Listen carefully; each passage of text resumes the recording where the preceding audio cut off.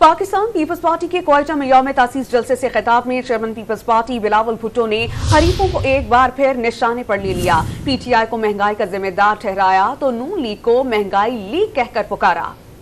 बिलावल भुट्टो ने कई इंतखाबी वादे करते हुए नौजवानों, किसानों और मजदूरों के कार्ड्स मुतारिफ करने का ऐलान कर दिया। दावा किया कि बाकी जमातें अशराफिया की नुमाइंदगी करती हैं। पीपल्स पार्टी नफरत, तकसीम और इंतकामी सियासत ख़त्म करने वाली जमात है। नौजवानों की नुमाइंदगी कोई खिलाड़ी नहीं, वो खुद करेंगे। हम इंशाअल्लाह ताला इस मुल्क के नौजवानों के लिए यूथ कार्ड देंगे इंशाअल्लाह ताला। कोई खिलाड़ी इनका नुमाइंदगी नहीं, मैं इनका नुमाइंदगी करूंगा।